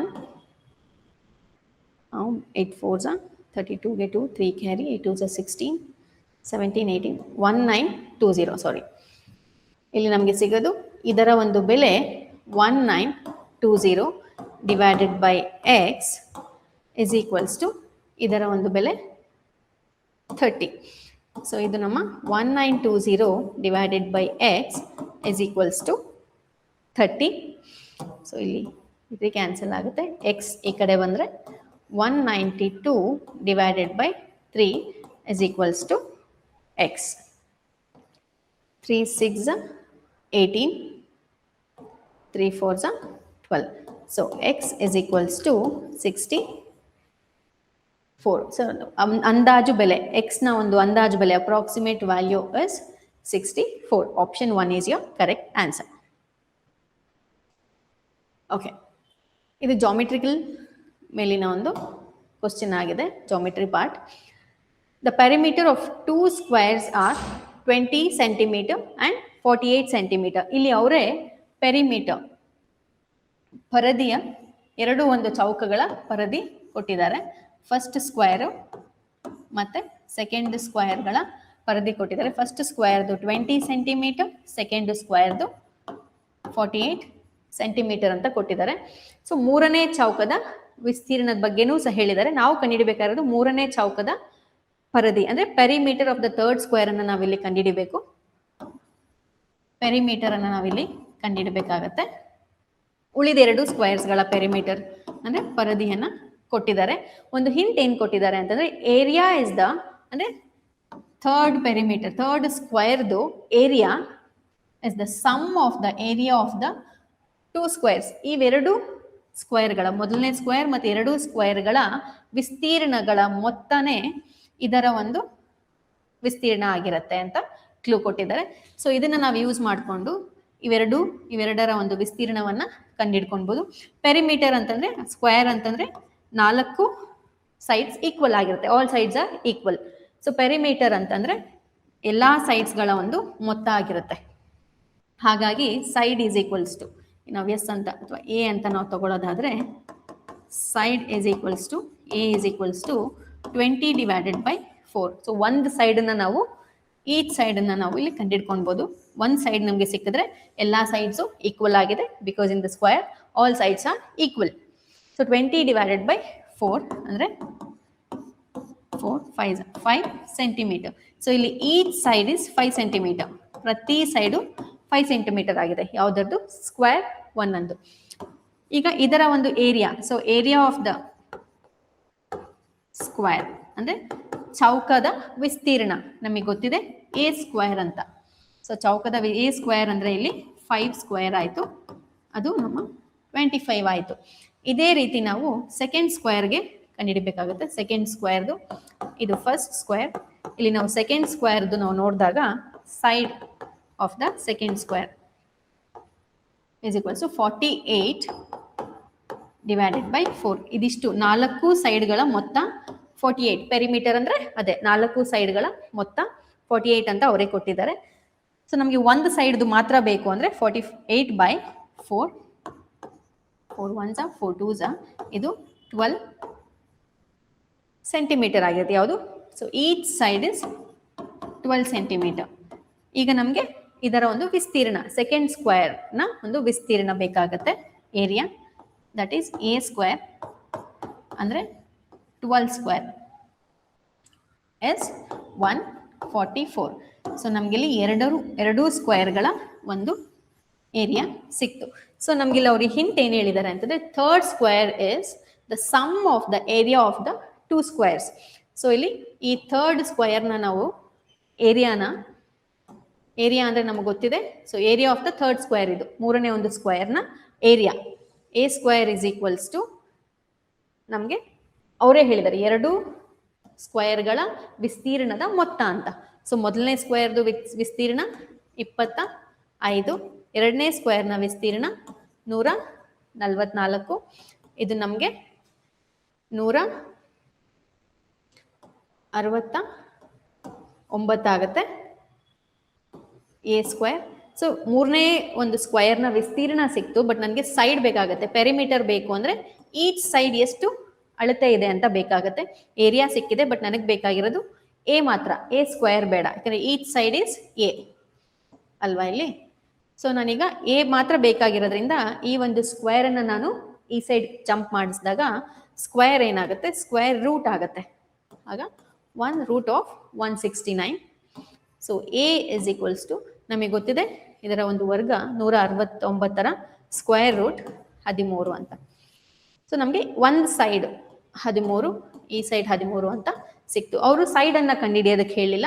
find the perimeter of the third square ಅಂತ ಹೇಳಿದರೆ, ಪೆರಿಮೀಟರ್ ಅಂತಂದರೆ 13 + 13 + 13 + 13 ಅಂದರೆ perimeter of the third square is 13 × 4 52 centimeters. Option 1 is the correct answer. ಈಗ ನಾವು ಇನ್ನುಳಿದ ಕ್ವಶನ್ಸ್, ನೆಕ್ಸ್ಟ್ ಕ್ವಶನ್ ಇಂದ ಕಂಟಿನ್ಯೂ ಮಾಡೋಣ. 85th question, question code D1 ಪೇಪರ್ನಲ್ಲಿ 85ನೇ ಕ್ವಶನ್. ಎ, ಬಿ ಮತ್ತು ಸಿ ಅವರ ಒಂದು ಇನ್ವೆಸ್ಟ್ಮೆಂಟ್ಗಳ ಒಂದು ರೇಷಿಯೋ ಕೊಟ್ಟಿದ್ದಾರೆ. ಅದು ಅವರ ಇನ್ವೆಸ್ಟ್ಮೆಂಟ್ ರೇಷಿಯೋ 5/6, 5/12 ಮತ್ತು 5/3 ಆಗಿದೆ. ಎ ಮತ್ತು ಬಿ ಮತ್ತು ಸಿ ಇವರುಗಳ ಇನ್ವೆಸ್ಟ್ಮೆಂಟ್ ರೇಷಿಯೋ. ಸೊ ಇಲ್ಲಿ ಏನಾಗುತ್ತೆ, ಫಸ್ಟ್ 4 months ಎ ಇಷ್ಟು ಇನ್ವೆಸ್ಟ್ ಮಾಡಿದ್ದಾನೆ, ಅದಕ್ಕಿಂತ 100 ಪಟ್ಟು ಜಾಸ್ತಿ ಇನ್ವೆಸ್ಟ್ ಮಾಡ್ತಾನೆ. ಫಾರ್ ಎಕ್ಸಾಂಪಲ್, ಈಗ ಫಸ್ಟ್ ಅವನು 100 ರೂಪಾಯಿ ಹಾಕಿದ್ರೆ ನೆಕ್ಸ್ಟ್ 4 months ಆದ್ಮೇಲೆ 5ನೇ ಒಂದು ತಿಂಗಳಿಂದ ಅವನು ಏನ್ ಮಾಡ್ತಾನೆ, 200 ರೂಪಾಯಿನ ಇನ್ವೆಸ್ಟ್ ಮಾಡ್ತಾನೆ. ಸೊ ಹೀಗೆ ಮಾಡಿದಾಗ ವರ್ಷದ ಕೊನೆಯಲ್ಲಿ ಅವರಿಗೆ ಸಿಕ್ಕಂತಹ ಲಾಭ 50,000 ಅಂತ ಮೆನ್ಷನ್ ಮಾಡಿದ್ದಾರೆ. ಸೊ ಈ ಒಂದು ಲಾಭದಲ್ಲಿ 3 ಜನ ಶೇರ್ ತಗೊಳ್ತಾರೆ, ಅದರಲ್ಲಿ ಬಿ ನ ಒಂದು ಶೇರ್ ಎಷ್ಟು ಅಂತ ಕ್ವಶನ್ ಕೇಳಿದ್ದಾರೆ. ಸೊ ನಾವು ಈ ರೇಷಿಯೋನಲ್ಲಿ ಸಾಲ್ವ್ ಮಾಡುವಾಗ ಆದಷ್ಟು ಈ ಡಿನಾಮಿನೇಟರ್ಸ್ ಅನ್ನ ಎಲಿಮಿನೇಟ್ ಮಾಡ್ಕೊಳ್ಬೇಕಾಗತ್ತೆ ಈಸಿ ಕ್ಯಾಲ್ಕುಲೇಷನ್ ನ ಪರ್ಪಸ್ಗೆ. ಹೇಗೆ ಎಲಿಮಿನೇಟ್ ಮಾಡ್ಕೊಳ್ತೀವಿ ಅಂದ್ರೆ 6, 12 ಮತ್ತೆ 3ಗೆ ಲಾಸ ಅಥವಾ LCM ಅನ್ನ ನಾವು ನೋಡಿದಾಗ 2 3s 6, 3 1s 3 2s 6 2s 12. So ಲಾಸ ನಮ್ಗಿಲ್ಲಿ 12 ಸಿಗುತ್ತೆ. ಈ ಸಿಕ್ಕಿರುವಂತಹ LCM ಅನ್ನ ಪ್ರತಿಯೊಂದು ಇನ್ವೆಸ್ಟ್ಮೆಂಟ್ ರೇಷಿಯೋ ಜೊತೆ ಮಲ್ಟಿಪ್ಲೈ ನಾವು ಮಾಡಿದಾಗ ರೇಷಿಯೋ ನಮಗೆ 2s. ಸೊ 10, ಎನ ಒಂದು ಶೇರು 10:, ಬಿ ಶೇರು 5, 6, ಸಿ ನ ಶೇರು 4s ಅಂದ್ರೆ 5 4s 20. ನಾವು ರೇಷಿಯೋಸ್ ಅನ್ನ ಯಾವಾಗ್ಲೂ ಸ್ಮಾಲರ್ ನಂಬರ್ಸ್ಗೆ ಕನ್ವರ್ಟ್ ಮಾಡ್ಕೊಬೇಕಾಗುತ್ತೆ. ಹೇಗೆ ಕನ್ವರ್ಟ್ ಮಾಡ್ಕೊಳ್ತೀವಿ ಅಂದ್ರೆ ಎಲ್ಲಾ ನಂಬರು ಒಂದೇ ನಂಬರ್ ಇಂದ ಯಾವ ಒಂದು ಒಂದೇ ಸಂಖ್ಯೆಯಿಂದ ಡಿವೈಡ್ ಆಗುತ್ತೆ ಅಂತ ನೋಡಿದಾಗ ನಮ್ಗೆ ಇಲ್ಲೆಲ್ಲವೂ 5 ಇಂದ ಡಿವೈಡ್ ಆಗ್ತಿದೆ. 5 1s 5 2s. So 2:, 5 1s 1:, 5 4s. So A, B, C ಇವಿಷ್ಟು ಇವರ ಒಂದು ಶೇರ್ ಇನ್ವೆಸ್ಟ್ಮೆಂಟ್ಗಳ ಶೇರ್ ಆಗುತ್ತೆ, ಇನಿಷಿಯಲ್ ಇನ್ವೆಸ್ಟ್ಮೆಂಟ್. ಆದ್ರೆ ಇಲ್ಲಿ ಮಿಡ್ಲಲ್ಲಿ ಚೇಂಜಸ್ ಏನಾಗ್ತಾ ಇದೆ ಅಂದ್ರೆ ಎ ಅನ್ನೋರು ಅವರ ಒಂದು ಶೇರ್ ಅನ್ನ 100% ಇನ್ಕ್ರೀಸ್ ಮಾಡಿದ್ದಾರೆ 4 ತಿಂಗಳ ನಂತರ. ಸೊ ಇಲ್ಲಿ ಎ ನ ಶೇರ್ ಏನಾಗುತ್ತೆ, ಎ ನ ಒಂದು ಇನ್ವೆಸ್ಟ್ಮೆಂಟ್ ನ ಭಾಗ, ಅವನ ಒಂದು ಶೇರ್ ಎಷ್ಟಿರುತ್ತೆ 50,000ದಲ್ಲಿ ಅಂತಂದ್ರೆ, ಸೊ ಮೊದಲ 4 ತಿಂಗಳುಗಳು ಅವನ ಶೇರು 2 ಭಾಗ ಮಾತ್ರನೇ ಇರುತ್ತೆ, ಮೊದಲ 4 ತಿಂಗಳು. ಸೊ ಅಂದ್ರೆ ಒಂದು ವರ್ಷದ ನಂತರ ಲಾಭನ ಹಂಚ್ಕೊಳ್ತಿದ್ದಾರೆ. ಇಷ್ಟು 50,000ನ ಹಂಚ್ಕೊಳ್ತಿದ್ದಾರೆ. ಒಂದು ವರ್ಷದಲ್ಲಿ 4 ತಿಂಗಳು 2 ಪಟ್ಟು ಮಾತ್ರನೇ ಇದೆ. ಇನ್ನು ಉಳಿದ 8 ತಿಂಗಳು, 12 ತಿಂಗಳಲ್ಲಿ ಇನ್ನು ಉಳಿದ 8 ತಿಂಗಳು ಅವನ ಒಂದು ಇನ್ವೆಸ್ಟ್ಮೆಂಟ್ 2 ಇದ್ದಿದ್ದು 100% ಜಾಸ್ತಿ ಅಂತಂದ್ರೆ 2 ಇದ್ದಿದ್ದು 4 ಆಯ್ತು. ಸೊ ಏನ ಒಂದು ಇನ್ವೆಸ್ಟ್ಮೆಂಟ್ ಎಷ್ಟಾಗಿದೆ ಅಂತಂದ್ರೆ 8 + 32, ಇಲ್ಲಿ 40 ಪಾರ್ಟ್ಸ್ ಆಯ್ತು. ಇಲ್ಲಿ ಏದು ಇನ್ವೆಸ್ಟ್ಮೆಂಟ್ 2 ಪಾರ್ಟ್ಸ್ ಇದ್ದಿದ್ದು ಈಗ ಪೂರ್ತಿ 1 ವರ್ಷಕ್ಕೆ ಅವನ ಇನ್ವೆಸ್ಟ್ಮೆಂಟ್ 40. ಈಗ ಬಿದು ಶೇರ್ ಎಷ್ಟು ಅಂತ ನಾವು ನೋಡಿದಾಗ ಅವ್ನು ಪೂರ್ತಿ 12 ತಿಂಗಳು ಒಂದೇ ಇನ್ವೆಸ್ಟ್ಮೆಂಟ್ ಮಾಡಿದ್ದ, ಅದು ಎಷ್ಟು? 1 ಭಾಗ. ಫೈನ್. ಇಲ್ಲಿ ಅವನ ಒಂದು ಪಾರ್ಟ್ ಅಥವಾ ಅವನ ಒಂದು ರೇಷಿಯೋ, ಅವನ ಒಂದು ಶೇರು 12 ಆಗಿದೆ. ಇದೇ ರೀತಿ ಸಿ ನ ಒಂದು ಶೇರು ಪೂರ್ತಿ 12 ತಿಂಗಳು ಅವನ ಒಂದು ಪಾರ್ಟ್ ಎಷ್ಟು? 4 ಪಾರ್ಟ್ಸ್. 4 into 12 ಇದು 48 ಆಗಿದೆ. ಇಲ್ಲಿ ನಮಗೆ ಹೊಸದೊಂದು ರೇಷಿಯೋ ಸಿಕ್ಕಿದೆ, 40, 12 ಮತ್ತೆ 48. ಎ ಬಿ ಸಿ ದು ನ್ಯೂ ರೇಷಿಯೋ ಅಂದ್ರೆ ಎ ಚೇಂಜಸ್ ತಗೊಂಡ್ಮೇಲೆ 40:12:48 ಆಯ್ತು. ಸೊ ನಾವಿಲ್ಲಿ ನಂಬರ್ಸ್ ನಾವು ನೋಡಿದ್ರೆ ಎಲ್ಲಾ ಸಂಖ್ಯೆಗಳು 4 ಇಂದ ಡಿವೈಡ್ ಆಗುತ್ತೆ. ಸೊ ರೇಷಿಯೋ ಅಂತ ಬಂದಾಗ ನಾವು ಆದಷ್ಟು ಸ್ಮಾಲರ್ ನಂಬರ್ಗೆ ಕನ್ವರ್ಟ್ ಮಾಡಿ ಇಟ್ಕೊಂಡ್ರೆ ಬೆಟರ್. ಸೊ ಇಲ್ಲಿ 10s 10, 4 3s 10:3:12, 4 1s 4 12s. So ಇಲ್ಲಿ ಯಾವ ಒಂದು ಸಂಖ್ಯೆನೂ 3 ಸಂಖ್ಯೆಗಳು ಒಂದು ಸಂಖ್ಯೆಯಿಂದ ಡಿವೈಡ್ ಆಗೋದಿಲ್ಲ. ಇದು ಎ ಮತ್ತು ಬಿ ಮತ್ತು ಸಿ ಯ ಟೋಟಲ್ ಪ್ರಾಫಿಟ್ ನಲ್ಲಿ ಹಂಚಿಕೊಳ್ಳುವಂತಹ ಒಂದು ಶೇರ್. ಅವ್ರು ಕೇಳಿರೋದು ನಮ್ಗೆ ಇವಾಗ ಬಿ ಅಷ್ಟೇ ಬೇಕಾಗಿದೆ, ಬಿ ನ ಶೇರ್ ಎಷ್ಟು ಅಂತ. ಸೊ ಈಗ ಟೋಟಲ್ ಮಾಡಿದಾಗ ನಾವು ಇದರಲ್ಲಿ ಟೋಟಲ್ ಪಾರ್ಟ್ಸ್ ಇದಿಷ್ಟು ಟೋಟಲ್ ಪಾರ್ಟ್ಸ್ ಅಲ್ಲಿ 15 + 10 ಟೋಟಲ್ ನಮ್ಗೆ ಇಲ್ಲಿ 25 ಆಗುತ್ತೆ. ಸೊ ಬಿ ನ ಶೇರು ಆ 25ರಲ್ಲಿ ಬಿದು ಶೇರು 3. ಸೊ 25ರಲ್ಲಿ ಬಿ ನ ಶೇರು 3. ಯಾವ್ದನ್ನ ಹಂಚ್ಕೊಳ್ತಾ ಇದ್ದಾರೆ? 25ರಲ್ಲಿ 3 ಭಾಗ ಅಂತಂದ್ರೆ ಯಾವ್ದನ್ನ? ಪ್ರಾಫಿಟ್ ಅನ್ನ. ಪ್ರಾಫಿಟ್ ಎಷ್ಟಿದೆ? 50,000. ಟೋಟಲ್ 25. ಇವು 3 ಆಡ್ ಮಾಡಿದಾಗ ನಮ್ಗೆ ಟೋಟಲ್ 25 ಭಾಗ ಸಿಗುತ್ತೆ. 25ರಲ್ಲಿ 3 ಭಾಗ ಬಿದು. ಯಾವ್ದು ಭಾಗ ಮಾಡ್ಕೊಳ್ತಿದ್ದಾರೆ? ಅವ್ರು ಸಿಕ್ಕಿದಂತಹ ಲಾಭ, ವರ್ಷದ ಕೊನೆಯಲ್ಲಿ ಸಿಕ್ಕಿದಂತಹ ಲಾಭನ ಅವರು ಭಾಗ ಮಾಡ್ಕೊಳ್ತಾ ಇದ್ದಾರೆ. 25 ಒಂದ್ಲಿ 25 ಇದರಲ್ಲಿ ಇನ್ನು 3 0 ಹಾಗೆ ಇದೆ. 3 2s 6. ಸೊ ಬಿ ನ ಒಂದು ಶೇರು 6,000 rupees ಆಗಿದೆ. ನಾವು ಕೇಳಿರೋದು ಬರೀ ಬಿ ಮಾತ್ರನೇ ಆಗಿರೋದ್ರಿಂದ ನಮ್ಗೆ ಬಿ ವ್ಯಾಲ್ಯೂ ಸಾಕು, 6,000. B share in the total profit is 6,000. Next question ಹೋಗೋಣ. In how many different ways can the letters of the word transpiration be arranged so that condition ಕೊಟ್ಟಿದ್ದಾರೆ ovals are always together. So arrange ಅಂತ ಹೇಳಿದ್ರೆ ಇವಾಗ ನಾವು example A B C ಅಂತ ನಾವು ತಗೊಂಡ್ರೆ ಇದನ್ನ ನಾವು ಬಿ ಎ ಸಿನೂ ಮಾಡ್ಕೊಬಹುದು, ಸಿ ಎ ಬಿ ಮಾಡ್ಕೊಬಹುದು, ಎ ಸಿ ಬಿ ಮಾಡ್ಕೊಬಹುದು. ಇದರ ಡಿಫ್ರೆಂಟ್ ಅರೇಂಜ್ಮೆಂಟ್ಸ್ ಮಾಡ್ಕೊಬಹುದು. ಅದೇ ರೀತಿ ಇಲ್ಲಿ ತುಂಬಾ ಒಂದು ಲೆಟರ್ಸ್ ಅನ್ನ ಕೊಟ್ಟಿದ್ದಾರೆ. ಟ್ರಾನ್ಸ್ಪಿರೇಷನ್ ಅನ್ನುವಂತ ಒಂದು ಲೆಟರ್ ಕೊಟ್ಟಿದ್ದಾರೆ. ಅದರಲ್ಲಿ ಓವಲ್ಸ್ ಯಾವಾಗ್ಲೂ ಜೊತೆಲಿ ಇರ್ಬೇಕು, ಎಷ್ಟೇ ಅರೇಂಜ್ಮೆಂಟ್ಸ್ ಮಾಡಿದ್ರು ಓವಲ್ಸ್ ಜೊತೆಲೇ ಇರ್ಬೇಕು ಅಂತ ಹೇಳಿದ್ದಾರೆ. ಸೊ ಹಾಗೆ ನಾವು ನೋಡಿದಾಗ ಇಲ್ಲಿ ಓವಲ್ಸ್ ನ ನಾವು ಬರ್ಕೊಂಡ್ರೆ ಓವಲ್ಸ್ ಇರೋದು ಎ ಐ ಮತ್ತೆ ಎ ಐ ಮತ್ತೆ ಓ, ಇಷ್ಟು ಓವಲ್ಸ್ ಇದೆ. ಇನ್ನಿಷ್ಟು ಬಿಟ್ರೆ ಉಳಿದಿರೋ ಅಂತಹದ್ದು T R N, T R N S, P R ಮತ್ತೆ ಟಿ ಮತ್ತೆ ಎನ್. ಇನ್ನು ಉಳಿದವೆಲ್ಲವೂ ಓವಲ್ಸ್ ಆಗಿದೆ. A I A I O. So ನಾವು ಈ ಟೋಟಲ್ ಈಗ ನಾವು ಓವಲ್ಸ್ ಯಾವಾಗ್ಲೂ ಜೊತೆ ಇರಬೇಕು ಅಂತಾನೆ ಹೇಳಿದರೆ ಈ ಒಂದು 5 ಲೆಟರ್ಸ್ಗಳು ಯಾವಾಗ್ಲೂ ಜೊತೆಲಿ ಇರಬೇಕು. ಒಳಗಡೆ ಚೇಂಜಸ್ ಆದ್ರೂ ಪರವಾಗಿಲ್ಲ. A I A I O ಇರೋದು O I A I A ಆದ್ರೂ ಪರವಾಗಿಲ್ಲ, ಬಟ್ ಓವಲ್ಸ್ ಜೊತೆಲೇ ಇರಬೇಕು ಅಂತ ಹೇಳಿದ್ದಾರೆ. ಆ ಒಂದು ರೀಸನ್ಗೆ ಇದಿಷ್ಟು ಒಂದನ್ನ ನಾವು 1 ಅಂತ ಕನ್ಸಿಡರ್ ಮಾಡ್ಕೊಳ್ತೀವಿ. ಇನ್ನು ಉಳಿದಿರೋದು 1 2 3 4 5 6 7 8. ಸೊ ಟೋಟಲ್ 8 ಮತ್ತೆ ಇದು 9 ಅಂತ ಅನ್ಕೊಳ್ತೀವಿ. ಸೊ ಈ 9 ಅನ್ನು ನಾವು ಡಿಫ್ರೆಂಟ್ ಅರೇಂಜ್ಮೆಂಟ್ಸ್ ಅಲ್ಲಿ ನಾವು ಜೋಡಿಸ್ತೀವಿ ಅಂತಂದ್ರೆ ಅದು 9 ಫ್ಯಾಕ್ಟೋರಿಯಲ್ ಆಗುತ್ತೆ. ಡಿವೈಡೆಡ್ ಬೈ ಇಲ್ಲಿ ಕೆಲವು ರಿಪೀಟ್ ಆಗಿದೆ. ಯಾವುದು? ಟಿ ರಿಪೀಟ್ ಆಗಿದೆ. ಎಷ್ಟು ಸರಿ? 1 ಸರಿ 2 ಸರಿ. ಸೊ ಟಿ ಅನ್ನೋದು 2 ಸರಿ ರಿಪೀಟ್ ಆಗಿರೋದ್ರಿಂದ 2 ಫ್ಯಾಕ್ಟೋರಿಯಲ್. ಆರ್ ರಿಪೀಟ್ ಆಗಿದೆಯಾ? ಆರ್ 1 ಸರಿ ಆಗಿದೆ, 2 ಸರಿ ಆಗಿದೆ. ಸೊ ಆರ್ಗೆ 1 ಸರಿ 2 ಫ್ಯಾಕ್ಟೋರಿಯಲ್, 2 ಸರಿ ಆಗಿದ್ರೆ 2 ಫ್ಯಾಕ್ಟೋರಿಯಲ್, 3 ಸರಿ ಆಗಿದ್ರೆ 3 ಫ್ಯಾಕ್ಟೋರಿಯಲ್ ಈ ತರ. ಬಟ್ 2 ಸರಿ ಆಗಿರೋದ್ರಿಂದ 2 ಫ್ಯಾಕ್ಟೋರಿಯಲ್. ಮತ್ತೆ ಎನ್ ಚೆಕ್ ಮಾಡೋಣ. ಎನ್ ಇಲ್ಲೊಂದ್ ಸರಿ ರಿಪೀಟ್ ಆಗಿದೆ, ಇಲ್ಲಿ 1 ಸರಿ ರಿಪೀಟ್ ಆಗಿದೆ, ಅದು ಸಹ 2 ಫ್ಯಾಕ್ಟೋರಿಯಲ್ ಆಗಿದೆ. ಇನ್ನು ಎಸ್ ರಿಪೀಟ್ ಆಗಿಲ್ಲ, ಪಿ ರಿಪೀಟ್ ಆಗಿಲ್ಲ, ಮತ್ತಿಲ್ಲೇನು 2 ಏನು ಬರೋದಿಲ್ಲ. ಇದು ನಮ್ಮ ಇದಿಷ್ಟಕ್ಕೂ ಆಗಿರ್ತಕ್ಕಂಥ ಅರೇಂಜ್ಮೆಂಟ್ಸ್ ಆಗಿದೆ.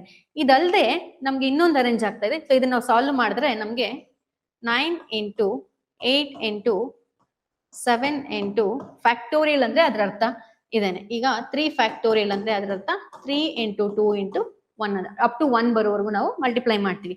9 ಫ್ಯಾಕ್ಟೋರಿಯಲ್ ಅಂದ್ರೂ ಅದೇನೆ 5 ಇಂಟು 4 ಇಂಟು 3 ಇಂಟು 2 ಫ್ಯಾಕ್ಟೋರಿಯಲ್ಗೆ ಸ್ಟಾಪ್ ಮಾಡ್ತೀನಿ, ಯಾಕೆಂದ್ರೆ ಕೆಳಗಡೆ ಆಲ್ರೆಡಿ 2 ಫ್ಯಾಕ್ಟೋರಿಯಲ್ 2 ಇಂಟು 1 ಇದ್ರದ್ದು 2 ಇಂಟು 1 ಇದ್ರದ್ದು 2 ಇಂಟು 1 ಇದೆ.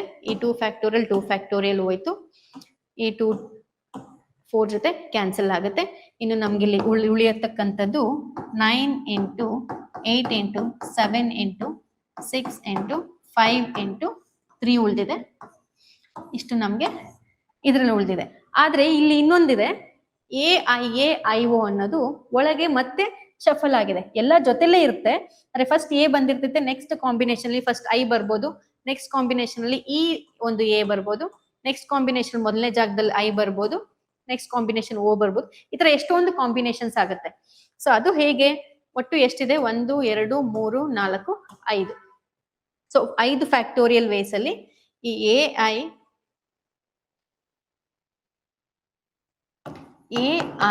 AIO ಅನ್ನೋದು ಒಟ್ಟು ಟೋಟಲ್ 5 ಲೆಟರ್ಸ್ ಇದೆ. ಸೊ 5 ಫ್ಯಾಕ್ಟೋರಿಯಲ್ ವೇಸ್ ಅಲ್ಲಿ ಒಟ್ಟು 2 3 4 5 ವೇಸ್ ಇರೋದ್ರಿಂದ 5 ಫ್ಯಾಕ್ಟೋರಿಯಲ್ ಅಲ್ಲಿ ಒಳಗಡೆನೆ ಅರೇಂಜ್ ಆಗುತ್ತೆ. ಬಟ್ ಈ ಇಷ್ಟು ಅರೇಂಜ್ಮೆಂಟ್ಸ್ ಅಲ್ಲೂ ಈ ಓವಲ್ಸ್ ಒಟ್ಟಿಗೆ ಇರುತ್ತೆ. ಸೊ ಈಗ ಎ 2 ಸರಿ ರಿಪೀಟ್ ಆಗಿದೆ, ಅದಕ್ಕೆ 2 ಫ್ಯಾಕ್ಟೋರಿಯಲ್. ಐ 2 ಸರಿ ರಿಪೀಟ್ ಆಗಿದೆ, 2 ಫ್ಯಾಕ್ಟೋರಿಯಲ್. ಸೊ ಇದರ ಒಂದು ಬೆಲೆ ನಮ್ಗೆ ಈಗ 5 ಇಂಟು 4 ಇಂಟು 3 ಇಂಟು 2 ಫ್ಯಾಕ್ಟೋರಿಯಲ್. ಇನ್ನು ಈ ಒಂದು 2ನ 2 ಇಂಟು 1 ಬರ್ಕೊಳ್ತೀನಿ. ಈ 2 ಫ್ಯಾಕ್ಟೋರಿಯಲ್ನ ಹಾಗೆ ಬರ್ಕೊಂಡು ಅಲ್ಲಿ ಕ್ಯಾನ್ಸಲ್ ದಸ್. ಇನ್ನು 2 1s 2 2s, so 5 2s 10, 10 3s 30. So ಇದನ್ನ ನಾವು 30 ರೀತಿನಲ್ಲಿ ಅರೇಂಜ್ ಮಾಡ್ಬೋದು. 30 ರೀತಿನಲ್ಲೂ ಸಹ ಇವ್ 5 ಲೆಟರ್ಸ್ಗಳು ಒಂದೇ ಪಕ್ಕದಲ್ಲೇ ಇರುತ್ತೆ. ಈಗ ನಾವು ಇದಿಷ್ಟು ಬಂದಿರ್ತಕ್ಕಂತಹ ವ್ಯಾಲ್ಯೂ ಇದು ಇಂಟು ಬರೀ ಇದ್ರ ಒಳಗಡೆನೆ ಶಫಲ್ ಆಗಿರ್ತಕ್ಕಂತಹ ವ್ಯಾಲ್ಯೂ ಅಂದ್ರೆ 30. ದಿಸ್ ಇಂಟು 30 ಮಾಡ್ಬೇಕಾಗತ್ತೆ. 9 8 7 6 5 ಇಂಟು 3. ಸೊ ಇದಕ್ಕೆ ನಾವು 9 8 7 6 5 ಇಂಟು 3 ಇಂಟು ಈ 5 ಒಳಗಡೆನೆ ಕಾಂಬಿನೇಷನ್ಸ್ ಆಗಿರುತ್ತಲ್ಲ 30, ಇದನ್ನು ಸಹ ಮಲ್ಟಿಪ್ಲೈ ಮಾಡ್ಕೊಳ್ಬೇಕಾಗತ್ತೆ. ಇಲ್ಲಿ ನಮ್ಗೆ ಮಲ್ಟಿಪ್ಲೈ ಮಾಡಿದಾಗ ಸಿಗುವಂತಹ ವ್ಯಾಲ್ಯೂ it is 1360800. 13608 ಈ ಒಂದು ವ್ಯಾಲ್ಯೂ ಸಿಗುತ್ತೆ.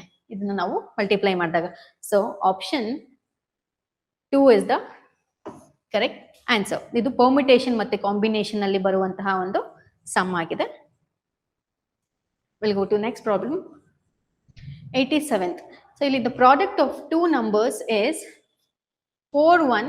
ಸೊ ಯಾವುದೋ ಒಂದು 2 ಸಂಖ್ಯೆಗಳ ಗುಣಲಬ್ಧ ಕೊಟ್ಟಿದ್ದಾರೆ. ಲೆಟ್ ಇಟ್ ಬಿ ಎಕ್ಸ್ ಮತ್ತೆ ವೈ ಅನ್ಕೊಳ್ಳೋಣ. ಎಕ್ಸ್ ಮತ್ತೆ ವೈದು ಗುಣಲಬ್ಧ ಮಲ್ಟಿಪ್ಲಿಕೇಶನ್ ಅಂದ್ರೆ ಪ್ರಾಡಕ್ಟ್ ಕೊಟ್ಟಿದ್ದಾರೆ.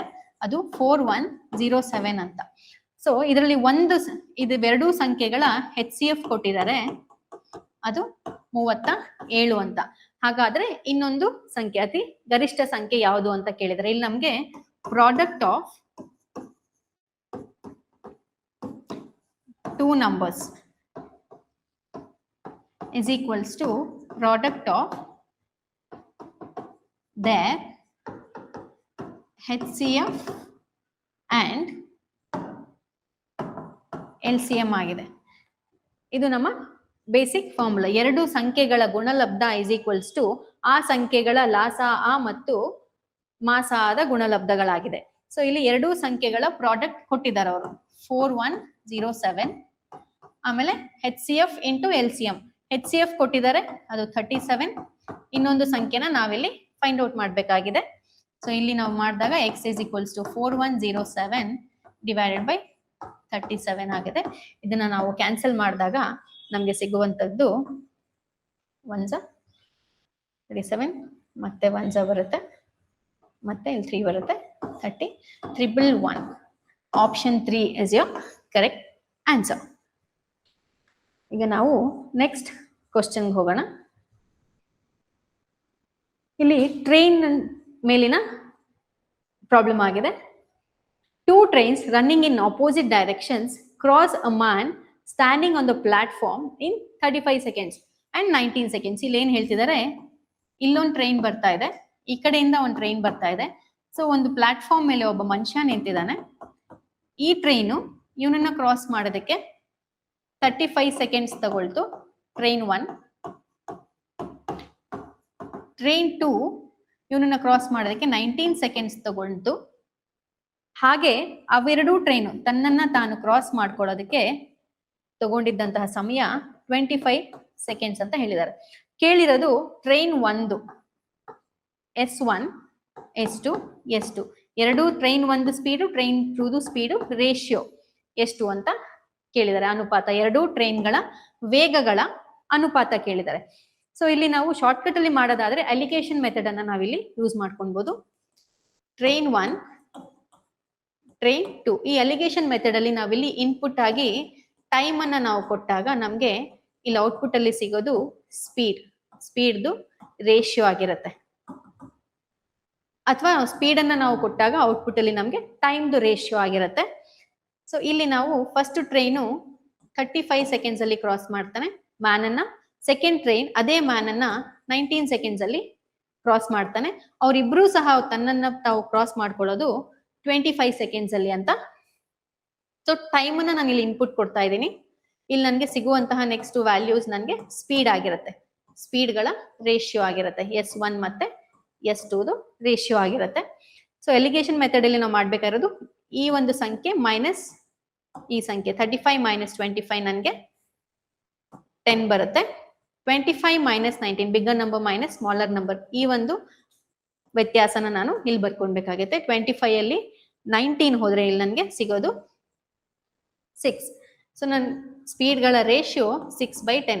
ನಾನು ಆಗ್ಲೇ ಹೇಳಿದೆ ರೇಷಿಯೋ ಅಂತ ಬಂದಾಗ ನಾವು ಸ್ಮಾಲರ್ ನಂಬರ್ಗೆ ಕನ್ವರ್ಟ್ ಮಾಡ್ಕೊಬೇಕಾಗುತ್ತೆ. ಇವೆರಡೂ ಸಂಖ್ಯೆಗಳು 2ರಿಂದ ಡಿವೈಡ್ ಆಗೋದ್ರಿಂದ 2 3s 2 5s 3 S2 5 is the speed of train 1, S2 speed of train 2. ಎರಡು ಟ್ರೈನ್ಗಳ ವೇಗಗಳ ಅನುಪಾತ ಆಗಿರುತ್ತೆ 3:5. ಕ್ಲಿಯರ್? ಇಲ್ಲಿ ಅವರು ಒಂದು ಈಕ್ವೇಶನ್ ಅನ್ನ ಕೊಟ್ಟಿದ್ದಾರೆ. ಈ ಈಕ್ವೇಶನ್ ಅಲ್ಲಿ ನಾವು ಹಾಗೆ ಸಾಲ್ವ್ ಮಾಡೋದಕ್ಕಿಂತ ಚೇಂಜಸ್ ಅನ್ನ ಹೇಳಿದ್ದಾರೆ. ಇಲ್ಲಿ ಚೇಂಜಸ್ ಅಂತಂದ್ರೆ ಪ್ಲಸ್ ಮೈನಸ್ ಆಗುತ್ತೆ, ಮೈನಸ್ ಪ್ಲಸ್ ಆಗುತ್ತೆ, ಇಂಟು ಡಿವೈಡ್ ಆಗುತ್ತೆ, ಡಿವಿಷನ್ ಮೈನಸ್ ಆಗುತ್ತೆ.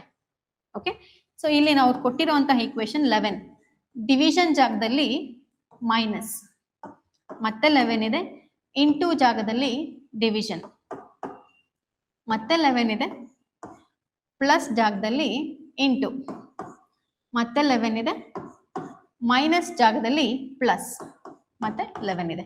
ಈ ತರ ಚೇಂಜಸ್ ಮಾಡ್ಕೊಂಡು ನಾವು ಸಾಲ್ವ್ ಮಾಡ್ಬೇಕಾಗತ್ತೆ. ಚೇಂಜಸ್ ಮಾಡ್ಕೊಂಡು ಸಾಲ್ವ್ ಮಾಡಿದಾಗ ನಾವು ಇಲ್ಲಿ ಒಂದು ಈಕ್ವೇಶನ್ ಅಲ್ಲಿ ನಮ್ಗೆ ಒಂದಕ್ಕಿಂತ ಜಾಸ್ತಿ ಚಿಹ್ನೆಗಳು ಕಾಣಿಸ್ತಾ ಇದೆ. ಈಗ ನಾವೇನ್ ಮಾಡ್ಬೇಕು, ಇಲ್ಲಿ ಬಾಡ್ಮಾಸ್ ಅನ್ನೋ ಒಂದು ರೂಲ್ ಅನ್ನ ಅಪ್ಲೈ ಮಾಡ್ಬೇಕಾಗತ್ತೆ. ಬಾಡ್ಮಾಸ್ ರೂಲ್ ಯಾವಾಗ ಬರುತ್ತೆ ಅಂದ್ರೆ ಒಂದು ಈಕ್ವೇಶನ್ ಅಲ್ಲಿ ಒಂದಕ್ಕಿಂತ ಹೆಚ್ಚು ಚಿಹ್ನೆಗಳು ಸೈನ್ಸ್ ಇದ್ದಾಗ. ಸೊ ಇಲ್ಲಿ ಬಾಡ್ಮಾಸ್ ಅಂದ್ರೆ bracket of division, multiplication, addition ಮತ್ತೆ ಸಬ್ಟ್ರಾಕ್ಷನ್.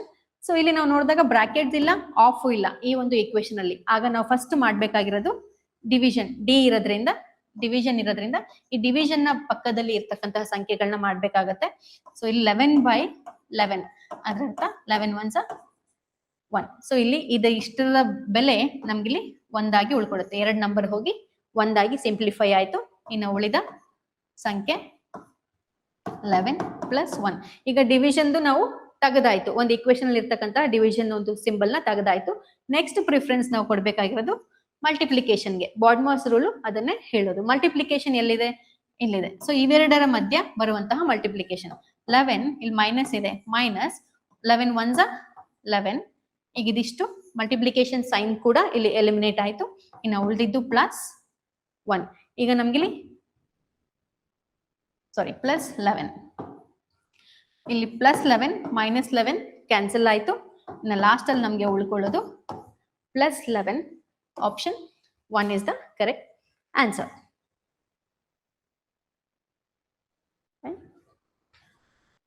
ಓಕೆ, ಲಾಸ್ಟ್ ಸಮ್ಗೆ ಬಂದ್ವಿ. ಇಲ್ಲಿ ಅವರು missing number, just number series ತರಾನೇ ಮಿಸ್ಸಿಂಗ್ ನಂಬರ್ ಯಾವುದು ಅಂತ ಹೇಳಿದರೆ, ಇಲ್ಲ ಸಮ್ಟೈಮ್ಸ್ ರೋ ಫಾಲೋ ಆಗಿರುತ್ತೆ, ಇಲ್ಲ ಕಾಲಮ್ ಫಾಲೋ ಆಗಿರುತ್ತೆ. ಸೊ ಯಾವ ಒಂದು ಪ್ಯಾಟರ್ನ್ ಇಲ್ಲಿಂದ ಫಾಲೋ ಆಗ್ತಾ ಬಂದಿರುತ್ತೋ ಸೇಮ್ ಪ್ಯಾಟರ್ನ್ ನಾವು ಇಲ್ಲೂ ಕೂಡ ಅಪ್ಲೈ ಮಾಡಿದಾಗ ನಮ್ಗೆ ಇಲ್ಲಿ ಒಂದು ಉತ್ತರ ಸಿಗುತ್ತೆ. ಸೊ ಇಲ್ಲಿ ನಾವು ನೋಡಿದಾಗ 5 × 4, 5 4s ಇವೆರಡರ ಮಧ್ಯ ನಾನು ಮಲ್ಟಿಪ್ಲೈ ಮಾಡಿದಾಗ 20 ಆಯಿತು. ಈ ಒಂದು ಬಂದಿರ್ತಕ್ಕಂಥ ಆನ್ಸರ್ ಅಲ್ಲಿ ಇದನ್ನ ನಾನು ಮೈನಸ್ ಮಾಡ್ಕೊಂಡ್ರೆ 20 - 4 ಆಗ ನನಗೆ ಫಸ್ಟ್ ಬಾಕ್ಸ್ದು ಆನ್ಸರ್ ಸಿಗ್ತಾ ಇದೆ. ಸೇಮ್ ವೇ ಇಲ್ಲೂ ಅಪ್ಲೈ ಆಗುತ್ತಾ ನೋಡೋಣ. 5 × 5 is 25. 25 ಅಲ್ಲಿ 5 ಮೈನಸ್ ಆದ್ರೆ 20. Same way 7 × 5, 7 5s are 35. 35 ಅಲ್ಲಿ ನಾವು 5 ಅನ್ನ ಮೈನಸ್ ಮಾಡಿದ್ರೆ ನಮ್ಗೆ ಉಳಿತಕ್ಕಂಥದ್ದು 30. ಸೇಮ್ ವೇ ನಾನು ಇಲ್ಲಿ ಅಪ್ಲೈ ಮಾಡ್ಬೇಕಾಗತ್ತೆ. 9 × x ನನ್ಗಿಲ್ಲಿ ಏನಿದೆ ಅಂತ ಗೊತ್ತಿಲ್ಲ, ದಿಸ್ ಇಂಟು ದಿಸ್ ಮಾಡ್ತಾ ಇದ್ವಿ. ಹಾಗೆ 9 × x ಬಂದಿರ್ತಕ್ಕಂಥ ಆನ್ಸರ್ನ ಇದರಲ್ಲಿ ಮೈನಸ್ ಮಾಡ್ತಾ ಇದ್ವಿ. ಸೊ -9, 9 × x - 9 ಮಾಡಿದಾಗ ನನಗೆ ಆನ್ಸರ್ ಏನ್ ಬರ್ತಿತ್ತು, ಇಲ್ಲಿರ್ತಕ್ಕಂತಹ ನಂಬರ್ ಬರ್ತಿತ್ತು. ಫೈನ್. ಈಗ 9x is equals to ಈ -9 ಈ ಕಡೆ ಹೋದಾಗ ಏನಾಗುತ್ತೆ, 9 + 9 18 ಆಗುತ್ತೆ. So x is equals to 18/9, ಇದು 2 ಆಗುತ್ತೆ. ಸೊ ನಾವಿಲ್ಲಿ 2 ಹಾಕಿ ನಾನು ನೋಡಿದಾಗ 9 2s are 18.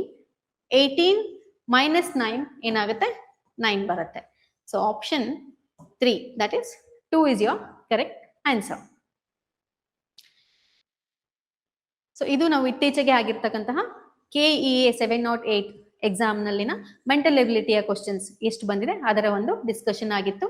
ಇನ್ನೇನು ಈಗಲೇ ನಾವು ನೆಕ್ಸ್ಟ್ ಮಂತ್ February 1st ಇಂದ KESಗೆ ಪ್ರಿಲಿಮ್ಸ್ ಕಮ್ ಮೇನ್ಸ್ಗೆ ನಮಗೆ ಬ್ಯಾಚಸ್ ಸ್ಟಾರ್ಟ್ ಆಗ್ತಾ ಇದೆ. ಕ್ಲಾಸಸ್ ನಿಮಗೆ ಆನ್ಲೈನ್ ಸಿಗುತ್ತೆ, ಆಫ್ಲೈನ್ ಇದೆ ಅಂಡ್ ರೆಕಾರ್ಡೆಡ್ ಕೂಡ ಇದೆ. As well as test series ಸಹ ನಿಮಗೆ ಸಿಗುತ್ತೆ. ಇಂಟ್ರೆಸ್ಟೆಡ್ ಕ್ಯಾಂಡಿಡೇಟ್ಸ್ ನೀವು ಇನ್ಸ್ಟಿಟ್ಯೂಟ್ನ ಕಾಂಟ್ಯಾಕ್ಟ್ ಮಾಡ್ಬೋದು, ಡಿಸ್ಕೌಂಟ್ ಸಹ ಇದೆ. ಅದೇ ರೀತಿ ಸೇಮ್ ಅದೇ ಒಂದಿದ್ರೆ ನಮಗೆ PSI KEA ಕಡೆಯಿಂದ ನಡೆಸ್ತಕ್ಕಂತಹ ಈ ಇಯರ್ 2026 ಅಲ್ಲಿ ನಡೆಸ್ತಕ್ಕಂತಹ PSI ಮತ್ತೆ PC ಬ್ಯಾಚಸ್ಗೂ ಕೂಡ ಕ್ಲಾಸಸ್ ಸ್ಟಾರ್ಟ್ ಆಗ್ತಾ ಇದೆ. ಸೇಮ್ ಅಲ್ಲೂ ನಿಮಗೆ ಆಫ್ಲೈನ್ ಸಿಗುತ್ತೆ, ಆನ್ಲೈನ್ ಸಿಗುತ್ತೆ ಅಂಡ್ ರೆಕಾರ್ಡೆಡ್ ಕ್ಲಾಸ್ ಸಹ ಸಿಗುತ್ತೆ. ನೆಕ್ಸ್ಟ್ ಮಂತ್ 1st ಇಂದನೇ ಸ್ಟಾರ್ಟ್ ಆಗ್ತಾ ಇದೆ. ಟೆಸ್ಟ್ ಸೀರೀಸು ಸಹ ಸಿಗ್ತಾ ಇದೆ, ಆಫರ್ಸ್ ಇದೆ. ಹಾಗಾಗಿ ಇಂಟ್ರೆಸ್ಟೆಡ್ ಕ್ಯಾಂಡಿಡೇಟ್ಸ್ ಇನ್ಸ್ಟಿಟ್ಯೂಟ್ ಅನ್ನ ನೀವು ಕಾಂಟ್ಯಾಕ್ಟ್ ಮಾಡ್ಬೋದು. Thank you.